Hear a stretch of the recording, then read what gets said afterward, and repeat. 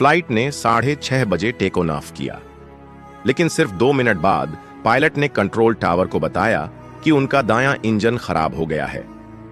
क्या आप सोच सकते हैं कि उस पल पायलट पर क्या गुजर रही होगी?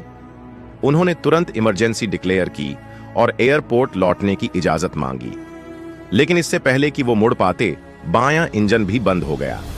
आज हम बात करेंगे एक ऐसे हवाई हादसे की जिसने पूरी दुनिया को झकझोर दिया।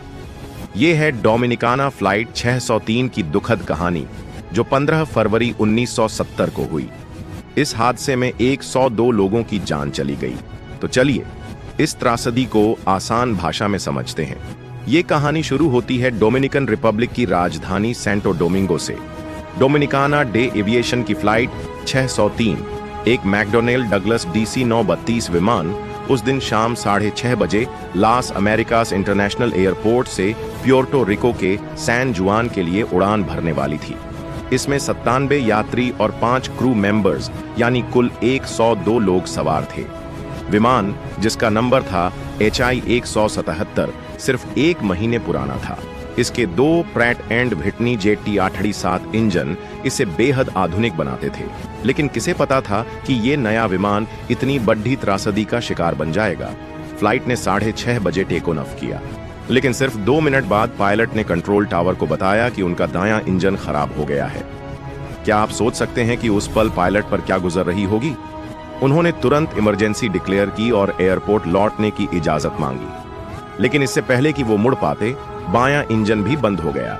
अब दोनों इंजन फेल हो चुके थे और विमान अनियंत्रित हो गया। विमान तेजी से नीचे गिरा और एयरपोर्ट से सिर्फ 2 मील दूर कैरेबियन सागर में जा गिरा। इस भयानक हादसे में सभी 102 लोगों की जान चली गई। ये उस समय डोमिनिकन रिपब्लिक का सबसे बड़ा हवाई हादसा था, जिसे बाद में 1996 में बिरजे नयर फ्लाइट 301 ने पीछे छोड़ दिया। इस हादसे ने डोमिनिकन रिपब्लिक और प्यूर्टो रिको को सदमे में डाल दिया। फ्लाइट में कई मशहूर हस्तियां थीं, जैसे कार्लोस क्रूज, मशहूर डोमिनिकन लाइटवेट बॉक्सिंग चैंपियन, जो अपनी पत्नी और 2 बच्चों के साथ सैन जुआन में फाइट के लिए जा रहे थे। प्यूर्टो रिको की वीमेन वॉलीबॉल टीम के कोच और 11 खिलाड़ी, जो एक फ्रेंडली मैच खेलकर लौट रहे थे। शुरुआत में कुछ लोगों को शक था कि ये आतंकी हमला हो सकता है, क्योंकि फ्लाइट में डोमिनिकन नेता एंटोनियो इम्बर्ट बरेरा का परिवार भी था, लेकिन जांच में ये बात गलत साबित हुई। तो हादसे की वजह क्या थी? जांच से पता चला कि ईंधन में पानी मिलने से दोनों इंजन फेल हो गए।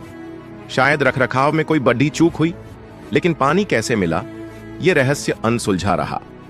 दुखद बात यह कि कॉकपिट वॉइस रिकॉर्डर और फ्लाइट डेटा रिकॉर्डर समुद्र की गहराई में खो गए, जिससे पूरी सच्चाई सामने नहीं आ पाई। हादसे के बाद डोमिनिकाना डे एविएशन ने अपनी उड़ानें रोक दी। 4 मैकेनिक्स को गिरफ्तार किया गया, लेकिन सटीक वजह नहीं मिली। इस हादसे ने कंपनी की साख को भारी नुकसान पहुंचाया। बाद में उन्होंने एक नया DC-9 विमान लिया और स्पेन की एयरलाइन इबेरिया की मदद से उड़ानें शुरू की, लेकिन 1995 में कंपनी बंद हो गई। यह हादसा बताता है कि हवाई यात्रा में छोटी सी लापरवाही कितनी बड़ी कीमत चुकाती है। इसने एविएशन इंडस्ट्री को और सख्त नियम बनाने के लिए मजबूर किया, लेकिन जो 102 जिंदगियां गईं, वो कभी वापस नहीं आएंगी। दोस्तों, ये थी डोमिनिकाना फ्लाइट 603 की दुखद कहानी। हम उन सभी लोगों को श्रद्धांजलि देते हैं जिन्होंने इस हादसे में अपनी जान गंवाई। अगर आपको ये वीडियो पसंद आया तो लाइक, शेयर और फॉलो करें। कमेंट में बताएं कि आप इस हादसे के बारे में क्या सोचते हैं। मिलते हैं अगले वीडियो में। तब तक सुरक्षित रहें और आसमान को देखते रहें।